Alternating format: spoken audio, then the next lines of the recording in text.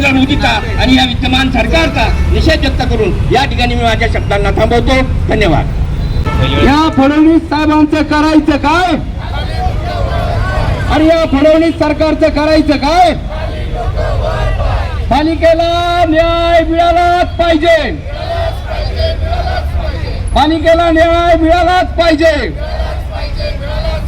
या नरधामाला फाशी झालीच पाहिजे. सर्वांना नमस्कार. आज या ठिकाणी पिंपरी चिंचवड शहरामध्ये पिंपरी चिंचवड शहर काँग्रेसच्या वतीने व शहरातील विविध संघटनेच्या वतीने महामानव विश्वरत्न डॉक्टर बाबासाहेब आंबेडकर चौकामध्ये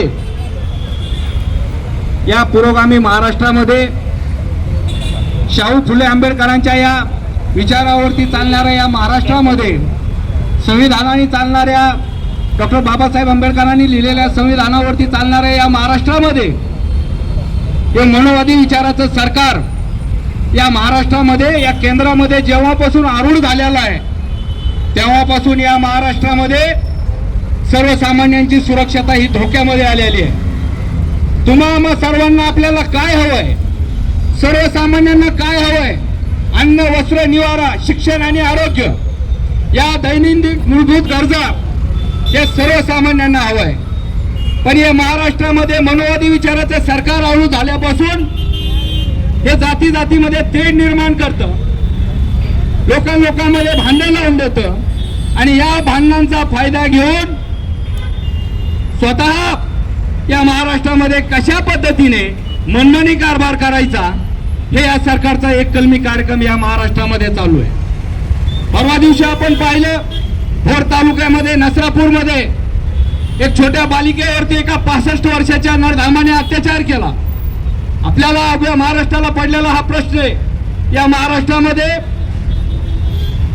या सरकारमधील एक 5-6 हिंदुत्ववादी विचाराचे लोकप्रतिनिधी अतिशय तन्मयतेने आणि तडपतेने काम करत असतात.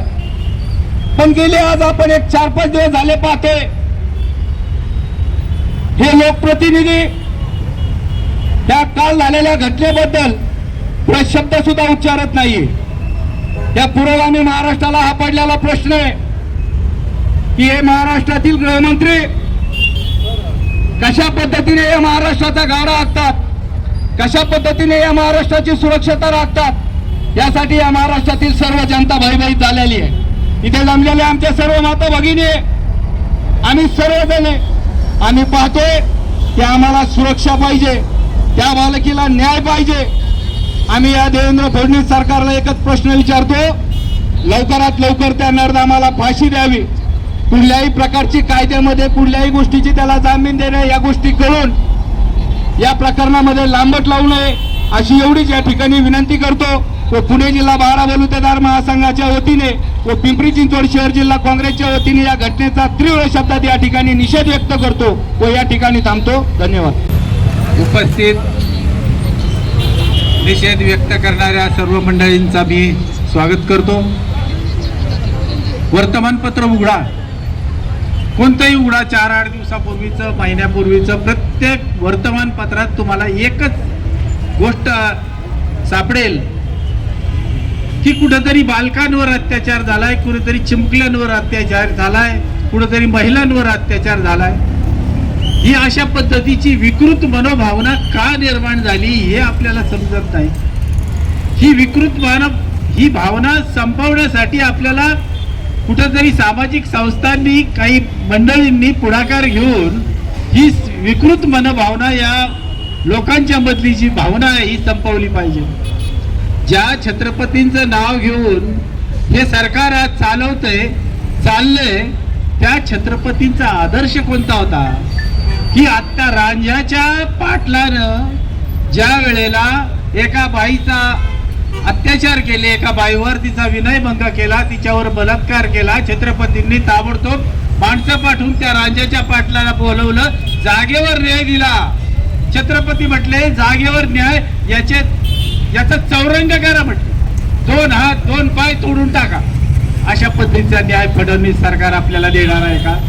छत्रपतींचं नाव घेऊन या वेळेला ही सरकार आपल्या लोकांच्या तोंडाला पानं पुसतंय, अशा पद्धतीचं नाव, छत्रपतींचं नाव घेऊन अशा पद्धतीचा न्याय यांनी, आणि त्या मुलीच्या बापाची मागणी तीच आहे का न्याय झाला पाहिजे, आणि न्याय आतापर्यंत कोणालाच मिळाला नाही. तुम्ही सांगा, ही सगळी पोलीस अधिकारी आहेत, मंडळी आहेत, महिला आहेत, तुमच्या मनात तुमच्या मुलीबद्दल तरी अशा पद्धतीचं कधीतरी विचार येत असेल? आपली लहान मुलगी आता शाळेत जाते, पहिलीला जाते, दुसरीला जाते, तिसरीला जाते, आणि हिच्यावर जर असं काही घडलं तर आपल्या मनावर अत्याचार किती होईल, आपल्यावर किती कशा पद्धतीचा प्रसंग होईल. अशा पद्धतीचं काम, अशा पद्धतीचा विचार या मनात आला पाहिजे. या ठिकाणी मी तुम्हा सर्वांचं, या ठिकाणी या आंदोलनाला निषेध म्हणून तुम्ही जमलात, त्यांचं सर्वांचं मी आभार मानतो आणि मी स्वतः याचा निषेध करतो.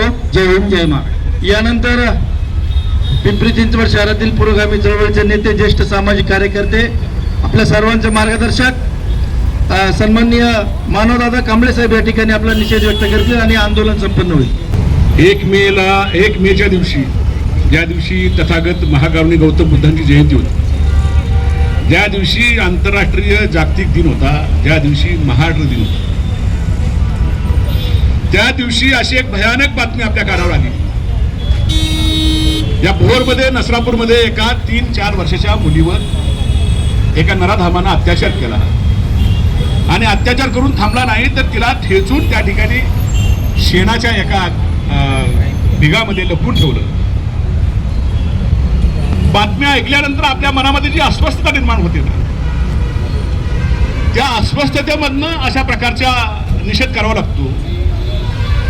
ही केवळ एक घटना आहे का? तर अशा वारंवार घटना घडतायत.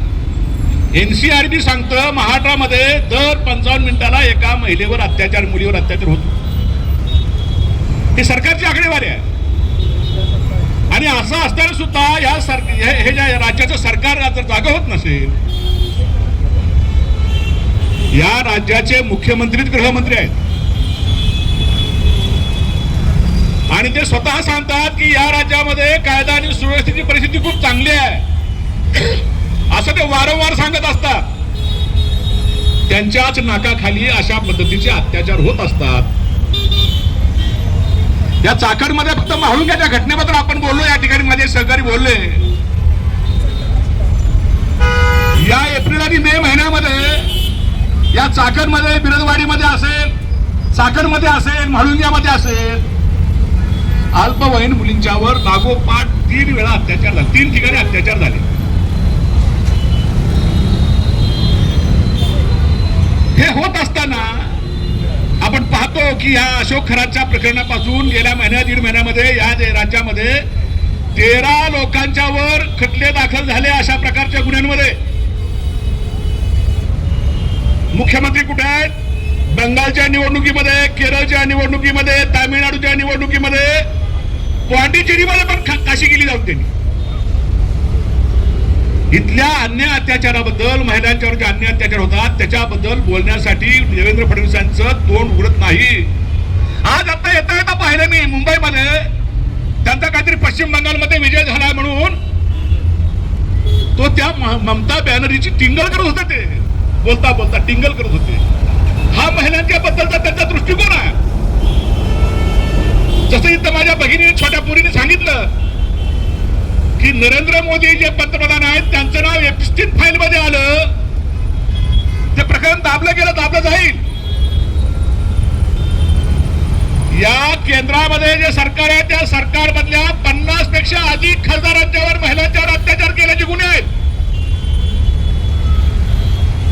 तो ब्रुजबिजल सिंग जो होता, आज तर त्या फोगट नावाच्या माझ्या महिला पैलवान महिलेनं पण सुद्धा आता आरोप केला की माझ्यावर त्यानं अत्याचार केला म्हणून.